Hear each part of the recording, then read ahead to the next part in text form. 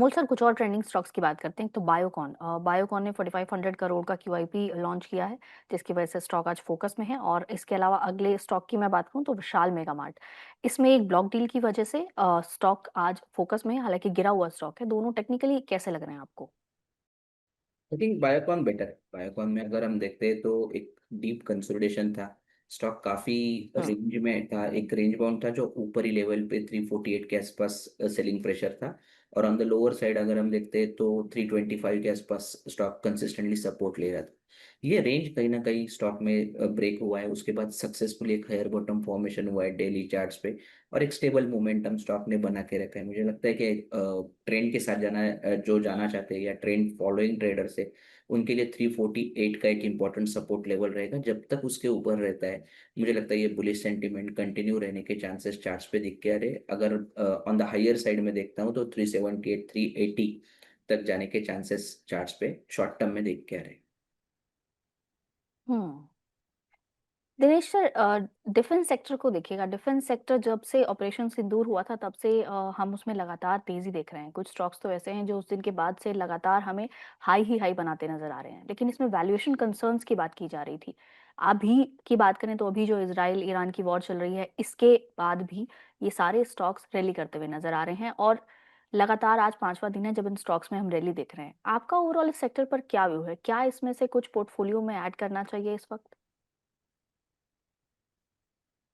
ठीक। Market prices everything. Market को सब पता है एग्जैक्टली exactly क्या होने वाला है। सो जो अर्निंग्स आने की संभावना है वो पहले से ही कहीं ना कहीं पे वो रिफ्लेक्ट हो ही जाती है, at least for short term. But वो कूल ऑफ होता है फिर based on the earnings and quarterly earnings, वो फिर से मोमेंटम लेता है। ऐसे ऐसे ही ओवरऑल चेक होता रहता है मार्केट में। But see, overall, my view is very positive in defense after the geopolitical tensions which we faced last month.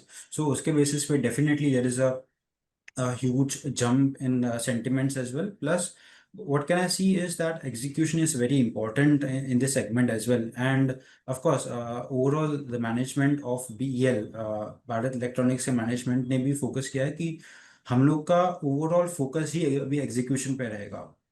See, government is ready to give orders like anything. They are ready to pour more orders to the those companies which are able to deliver.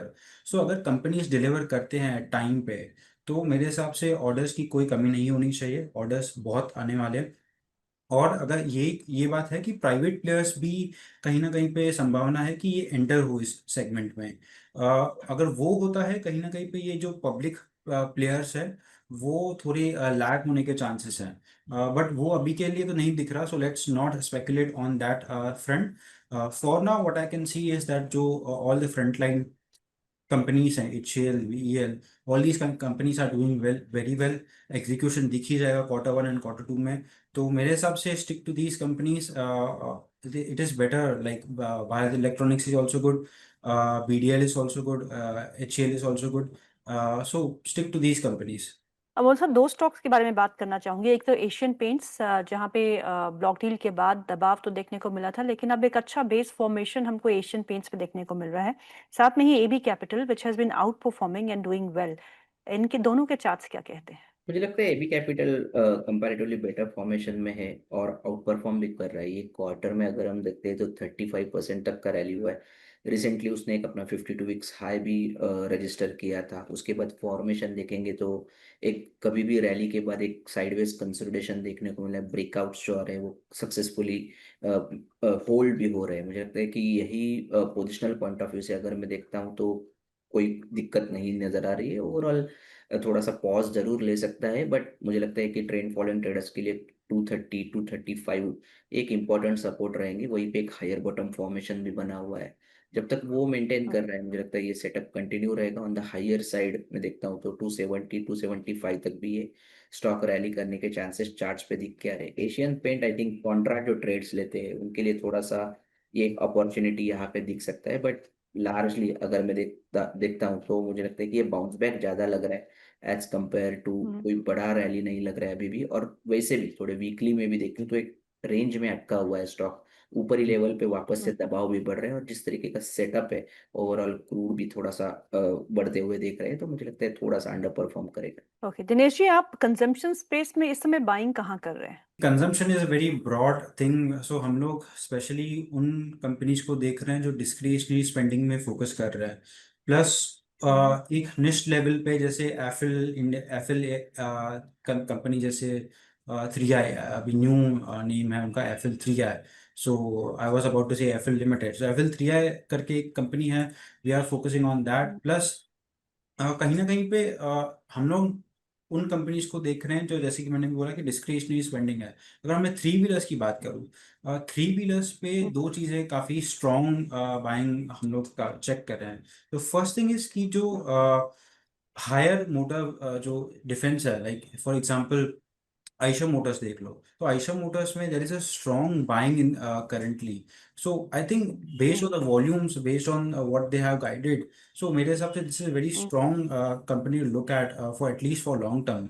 और दूसरा एक okay. Scooter, see that is there are two segments, एक तो ड्यूरेबिलिटीज के basis पे हम लोग देख रहे हैं, एक तो स्कूटर्स का सेगमेंट भी है, वो हम लोग देख रहे हैं। So TVS is one of the good place which we are seeing for now. हम लोग तो इस सेगमेंट में apart from three wheelers, sorry two wheelers, हम लोग पैसेंजर व्हीकल्स में भी देख रहे हैं।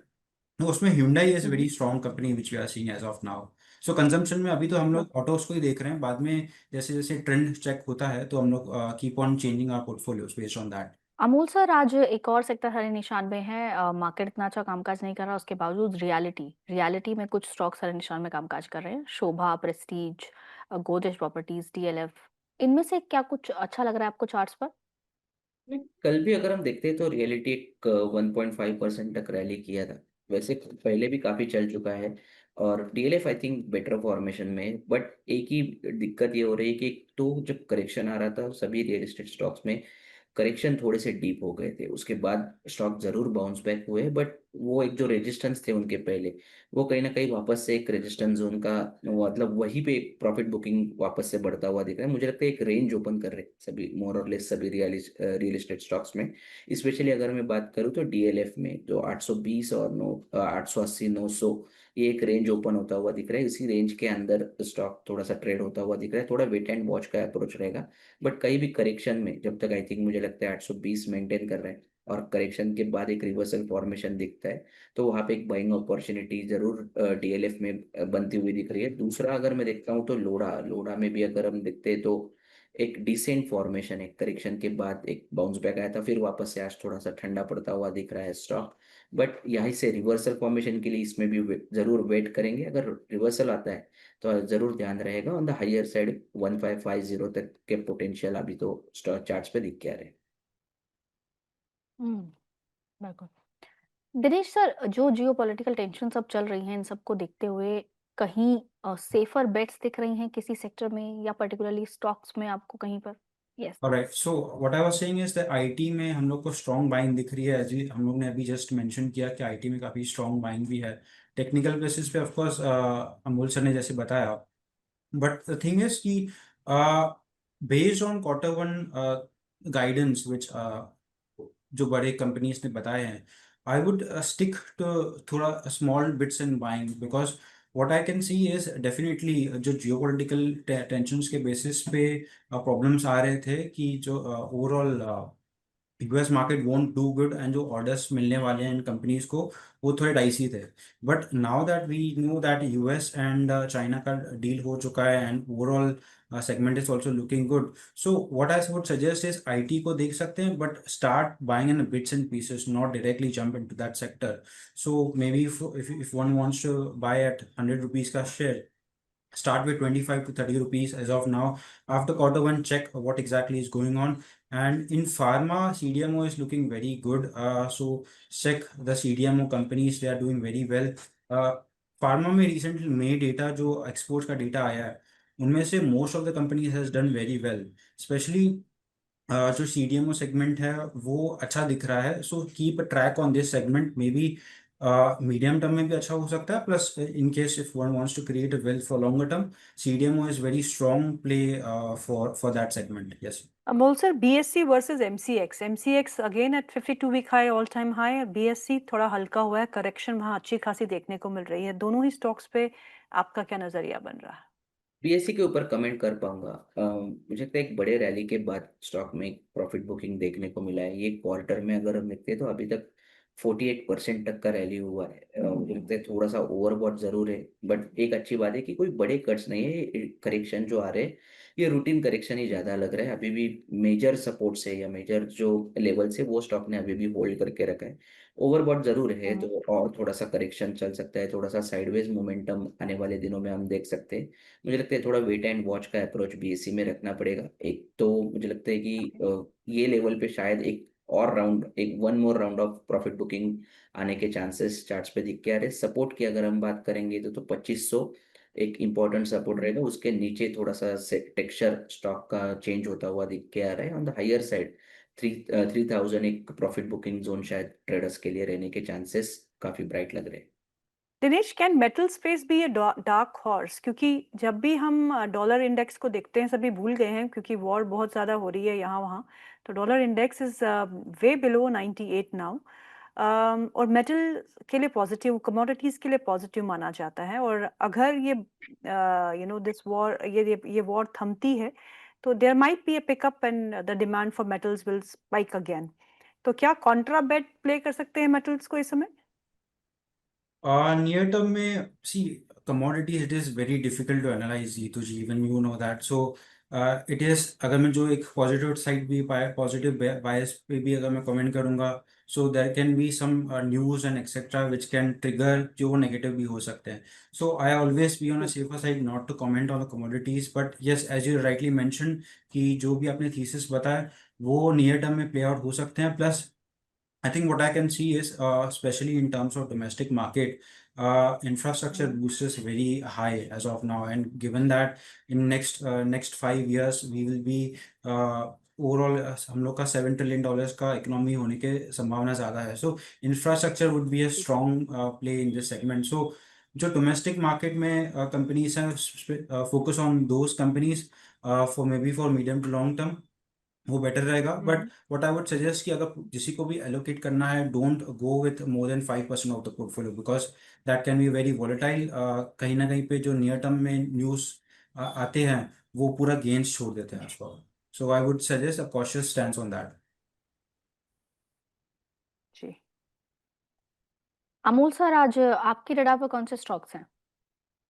एक्चुअली एक एम्फासिस था जो ऑलरेडी मैंने शेयर किया हुआ था। दूसरा मैं फेडरल बैंक के साथ जाना चाहूँगा। 205 के आसपास से आज थोड़ा सा दबाव में है। पोजिशनली टारगेट हम्म। निकल के आ रहे 215 220 के, और स्टॉप लॉस रहेगा 200 का। दोनों ही मिड कैप स्टॉक में ही रखे। द रीजन बिहाइंड इट, एक तो मार्केट में 400-500 पॉइंट का रैली हो चुका है। अगर ये मार्केट कंसोलिडेट होता है तो मुझे लगता है अब मिड कैप में थोड़ा सा कंसंट्रेशन या इंटरेस्ट बढ़ने के चांसेस काफ़ी ब्राइट लग रहे हैं। और दो सेक्टर, एक तो बैंकिंग और आईटी के ऊपर फोकस रहेगा। Federal bank I think positional point of view से अच्छा लग रहा है, but overall market texture news काफी वोलाटाइल है, तो दोनों ही स्टॉक में स्टॉप लॉस स्ट्रिक्टली फॉलो करें। जी। बिल्कुल। दिनेश सर, मिड और स्मॉल कैप या फिर लार्ज कैप अभी भी आप इसमें डोमिनेटेड रहेंगे? सो बैलेंस अप्रोच रहेगा हमेशा की तरह सो ऑफ कोर्स जैसे कि हम लोग मैंने आपको बोला कि हम लोग का बॉटम अप अप्रोच रहता है हम लोग मोस्टली ये हम्म। फोकस करते हैं कि ऐसी स्मॉल और मिड कैप कंपनीज मिल सके जो एक स्ट्रॉन्ग है जो जिसका अर्निंग्स ग्रोथ भी स्ट्रॉन्ग है सो वो हम लोग अगर एक बार ऐसी कंपनीज मिल जाती है तो हम लोग का एलोकेशन चेंज होता रहता है but for now given that the situation geopolitical concerns भी होते हैं तो व्हाट आई वुड से कि stick to the balance approach more of the large cap stock should be there but जैसे ही एक ठहराव आता है मार्केट में तो mostly keep on adjusting your portfolio but for now what I would suggest is कि 50% एटलीस्ट तो लार्ज कैप पे होना दिनेश, चाहिए बहुत बहुत शुक्रिया आज प्रोग्राम में शामिल होने के लिए। एंड अमोल सर, आपका भी बहुत बहुत शुक्रिया। You guys have a great day ahead sir. तो हम प्रोग्राम को यहीं समाप्त करते हैं। निफ्टी 1.5 के आसपास कामकाज करते हुए 24,850 के लेवल को एक बार तोड़ दिया था प्रोग्राम के दौरान, और जो लो आज टच हुआ है अब 24,846 का है। लेकिन उसी के आसपास इस समय कामकाज करते हुए निफ्टी 50 आपकी स्क्रीन पे है। वहीं अगर हम बैंक इंडेक्स को देखें, निफ्टी बैंक को, तो वहाँ पे भी करीबन 225 पॉइंट्स की गिरावट देखने को मिल रही है डे लो पे ये इंडेक्स भी कामकाज करते हुए। और मिड कैप में भी अब जो है लाल निशान गहरा रहा है, लेकिन अभी भी देखना होगा कि आज की क्लोजिंग कहाँ पे होती है। स्टॉक स्पेसिफिक मूव्स अभी भी बने हुए हैं। मसगांव डॉक 4% ऊपर है, सीडीएसएल में 1% का इजाफा देखने को मिल रहा है। Infosys, TCS, HCL Tech, Tech Mahindra ये हरे निशान में कामकाज करते हुए। और कुछ स्टॉक्स जो है जिन्होंने 52 हफ्ते का उच्चतम स्तर बनाया है आज, उसमें नवीन फ्लोरिन है, इंटेलेक्ट डिजाइन है, Solar Industries all time high पे, AB capital all time high पे, एमसीएक्स ऑल टाइम हाई पे, और Lloyd SME all time high पे, एमएफएल, बीईएल, मैक्स हेल्थ, ये सभी स्टॉक्स ने अपने 52 हफ्ते के उच्चतम स्तर जो है वो छुए हैं। मार्केट पे अभी भी अनसर्टेनिटी है और उठापटक जारी है। इंडिया विक्स में थोड़ी हल्कापन आया है, पर अभी भी ऑन एलिवेटेड लेवल्स ही है। देखना होगा कि आज की क्लोजिंग कहाँ रहेगी। 1 बजे आपसे फिर मुलाकात करूंगी मैं, जहां आपके सवालों के जवाब लेके मैं हाजिर होंगी। तो प्लीज कमेंट सेक्शन में अपने सवाल पोस्ट करना शुरू करिएगा, बिकॉज अगर ट्रेन छूट गई तो छूट गई। अंशुल जैन हमारे साथ जुड़ रहे हैं आज 1 बजे। आपकी स्क्रीन पे क्यूआर कोड है, जिसे स्कैन करके आप हमारे व्हाट्सएप चैनल के साथ भी जुड़ सकते हैं। So thank you so much for watching and keep watching Jagran business.